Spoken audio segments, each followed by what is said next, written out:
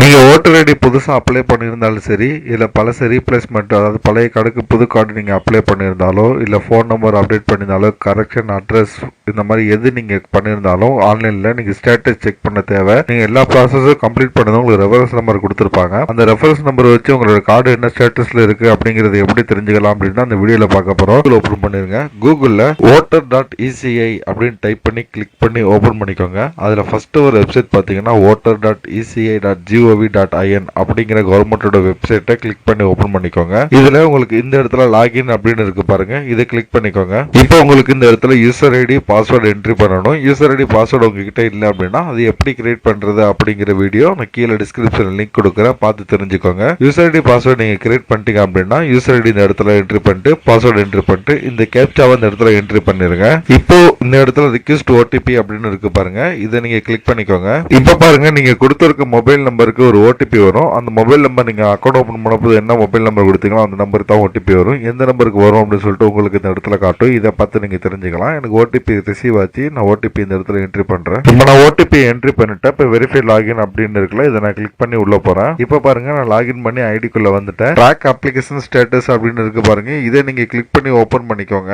Open பண்ணதுமே பாருங்க உங்களுக்கு இந்த இடத்துல என்டர் த ரெஃபரன்ஸ் நம்பர் அப்படின்னு இருக்கும், அடுத்து ஸ்டேட் அப்படின்னு இருக்கும். ஓகேங்களா, இந்த ரெஃபரன்ஸ் நம்பர் நீங்க எந்த அப்ளிகேஷன் ஜெனரேட் பண்றீங்களோ, அதாவது ஓட்டர் ஐடி புதுசுக்கு இல்ல பழசு இல்ல address change phone number link இந்த மாதிரி உங்களுக்கு எந்த நீங்க ரிக்வெஸ்ட் ரைஸ் பண்ணாலும் கடைசியில் இந்த ரெஃபரன்ஸ் நம்பர் கொடுப்பாங்க. அந்த ரெஃபரன்ஸ் நம்பர் நீங்க பிடிஎஃப் எடுத்துக்கலாம், மெசேஜும் வந்திருக்கும். ஸோ அந்த ரெஃபரன்ஸ் நம்பர் பாத்தீங்கன்னா உங்களுக்கு இந்த மாதிரி S22 அப்படின்னு தான் ஸ்டார்ட் ஆகும். ஸோ அந்த ரெஃபரன்ஸ் நம்பர் அந்த இடத்துல என்ட்ரி பண்ணிருங்க. என்ட்ரி பண்ணிட்டு அடுத்து ஸ்டேட் அப்படின்னு கேட்கறாங்க. நீங்க எந்த ஸ்டேட்டோ அந்த ஸ்டேட்டை செலக்ட் பண்ணிருங்க. நான் தமிழ்நாடு அப்படின்னு செலக்ட் பண்ணிட்டேன். செலக்ட் பண்ணிட்டு இந்த கீழே சப்மிட்னு இருக்கு பாருங்க, இந்த சப்மிட் அப்படிங்கறத கிளிக் பண்ணுங்க. இப்போ இந்த ரெஃபரன்ஸ் நம்பர் பாருங்க, நான் புதுசா ஓட்டர் ஐடி அப்ளை பண்ணதுக்கான ரெஃபரன்ஸ் நம்பர் இதுதான். இதோட ரெஃபரன்ஸ் நம்பர் நான் என்ட்ரி பண்ணி ஸ்டேட்டஸ் செக் பண்ண போதும் ஃபர்ஸ்ட் உங்களுக்கு சப்மிட்டட் அப்படிங்கிற ஸ்டேட்டஸ்ல இருக்கும், அடுத்து BLO அப்பாயிண்டட் அப்படிங்கிற ஸ்டேட்டஸ்ல வரும், அப்புறம் ஃபீல்டு வெரிஃபிகேஷன், அப்புறம் அக்செப்டட், அப்புறம் தான் உங்களுக்கு கார்டு ஜென்ரேட் ஆகி அதோட நம்பர் உங்களுக்கு எபிக் ஜென்ரேட்டர் அப்படின்னு சொல்லிட்டு கார்டு நம்பர் கொடுத்துருவாங்க. ஓகேங்களா, இப்போ எனக்கு பாத்தீங்கன்னா இந்த சப்மிட்டட்ல இருந்து இந்த கார்டு நம்பர் எனக்கு ஜென்ரேட் ஆகுறதுக்கு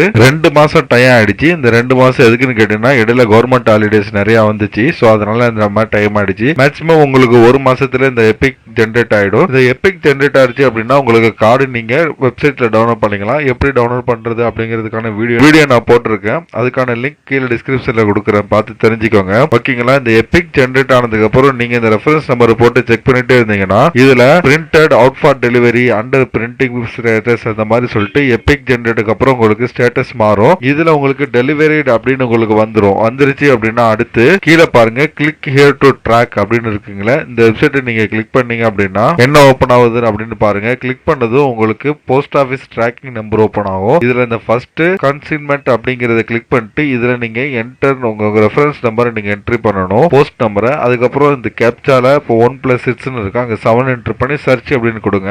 இந்த நம்பர் எங்க இருக்கும் அப்படின்னு பாத்தீங்கன்னா இந்த இடத்துல இந்த டெலிவரிட் அப்படின்னு இருக்குல்ல, இந்த இடத்துக்கு கீழே இந்த கிளிக் ஹியர் டு ட்ராக் மேல நான் அழிச்சிருக்கேன் பாருங்க ரெட்ல, இந்த இடத்துல தான் இருக்கும். இந்த நம்பர் வச்சு நீங்க உங்க போஸ்ட் என்ன ஸ்டேட்டஸ்ல இருக்குன்னு செக் பண்ணிக்கலாம். இப்போ நம்ம அப்ளை பண்ண ரீப்ளேஸ்மெண்ட் இந்த மாதிரி எதுவா இருந்தாலும் நீங்க இதுல செக் பண்ணிக்கலாம். உங்களுக்கு போஸ்ட்ல கார்டு டெலிவரி ஆகுது அப்படின்னா இந்த இடத்துல ஸ்டேட்டஸ் அப்டேட் ஆகும். ஓகேங்களா, எனக்கு நான் அப்ளை பண்ணதுல இருந்து அதாவது சப்மிட்டட்ல இருந்து இந்த டெலிவரி ஆகி வீட்டுக்கு போஸ்ட்ல வர்றதுக்கு பாத்தீங்கன்னா 4 மாசம் டைம் ஆயிடுச்சு. இது நார்மலா 3 to 4 month டைம் ஆகும் அப்படின்னு தான் சொல்லியிருக்காங்க. ஸோ நீங்க வெயிட் பண்ணி பாருங்க.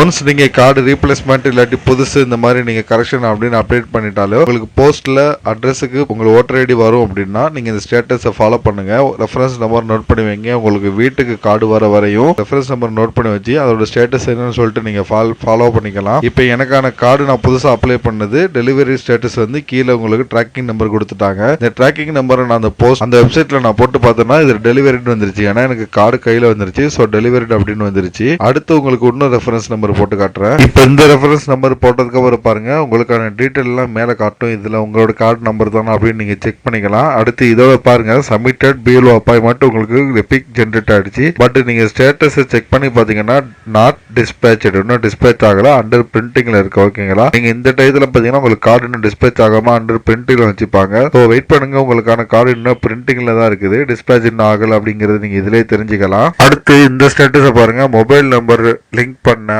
ஓட்டர் ஐடியோட. ஸோ அந்த ஸ்டேட்டஸ் பாத்தீங்கன்னா உங்களுக்கு சப்மிட்டட் அப்படின்னு மட்டும் தான் இருக்குது. இது சப்மிட்டட் அப்படின்னு வந்துட்டாலே போதும். உங்க ஓட்டர் ஐடியில நீங்க கொடுத்த மொபைல் நம்பர் லிங்க் ஆயிடுச்சு அப்படின்னு அர்த்தம். அதுக்கான வீடியோ நான் கீழே டிஸ்கிரிப்ஷன்ல கொடுக்குறேன், பார்த்து தெரிஞ்சுக்கோங்க. அடுத்து இன்னும் ரெஃபரன்ஸ் நம்பர் கொடுத்து ஓபன் பண்றேன், அதையும் பாருங்க. இந்த ரெஃபரன்ஸ் நம்பர் பாருங்க, உங்களுக்கு நான் இப்பதான் சப்மிட் பண்ணிருக்கேன். சப்மிட்டட் டேட் இன்னைய டேட் தான் இருக்குது. இது என்னன்னு பாத்தீங்கன்னா கார்டு ரீப்ளேஸ்மெண்ட் பண்றதுக்காக கொடுத்துருக்கேன். இதுக்கான வீடியோ நான் போட்டிருக்கேன். கார்டு கைக்கு வந்ததுக்கு அப்புறம் அந்த வீடியோ நான் கம்ப்ளீட் பண்ணி அப்லோட் பண்ணிருப்பேன். ஸோ அந்த வீடியோவை நீங்க பார்த்து தெரிஞ்சுக்கோங்க. இந்த மாதிரி ரெஃபரன்ஸ் நம்பரை நீங்க இதை என்ட்ரி பண்ணி உங்க ஸ்டேட்டஸ் செலக்ட் பண்ணி நீங்க கொடுத்த அப்ளிகேஷன் என்ன ஸ்டேட்டஸ்ல இருக்கு அப்படின்னு சொல்லிட்டு நீங்க இதிலே பார்த்து தெரிஞ்சுக்கலாம். நம்மளுடைய யூடியூப் சேனல்ல பாருங்க, இந்த மாதிரி உங்களுக்கு தேவையான நிறைய யூஸ்ஃபுல்லான வீடியோஸ் நம்ம தொடர்ந்து போட்டுக்கிட்டு இருக்கோம். புதிய ஓட்டர் கார்டு எப்படி எடுக்கிறது, தொலைஞ்ச ஆதார் கார்டை எப்படி நம்ம எடுக்கிறது, ஓட்டர் ஐடி எப்படி எடுக்கிறது, பேன் கார்டு எப்படி அப்ளை பண்றது, இன்கம் சர்டிபிகேட், இந்த மாதிரி எல்லா ஆன்லைன் சர்வீஸுக்கான வீடியோ, பிளஸ் உங்களுக்கு சாஃப்ட்வேர் எப்படி இஷ்யூ பண்றது, கம்ப்யூட்டர் சம்பந்தமான விஷயங்கள், ஜென்ரல் நாலேஜ் எப்படின்னு சொல்லிட்டு உங்களுக்கு தேவையான எல்லா வீடியோ நான் அப்லோட் பண்ணிட்டு இருக்கேன். எல்லாமே உங்களுக்கு யூஸ்ஃபுல்லா இருக்கும், கண்டிப்பா ஒர்க் ஆகும், ஷார்ட்டா உங்களுக்கு இருக்கும், புரியுற மாதிரி. ஸோ நம்ம சேனலை சப்ஸ்கிரைப் பண்ணி நம்ம வீடியோஸ்லாம் ஃபாலோ பண்ணுங்க. உங்களுக்கு தேவையான வீடியோஸ் தொடர்ந்து நான் போட்டுட்டு இருக்கேன். உங்களுக்கு வேற எது வீடியோ வேணும்னாலும் கமெண்ட் பண்ணுங்க, நான் அதுக்கான வீடியோ சர்ச் பண்ணி உங்களுக்கு அனுப்பி போடுறேன். நம்ம போட்ட அப்ளிகேஷன் ஸ்டேட்டஸ் வீடியோல வேற எது டவுட் இருந்தா கமெண்ட் பண்ணுங்க. நம்ம சேனலை மறக்காம சப்ஸ்கிரைப் பண்ணிருங்க.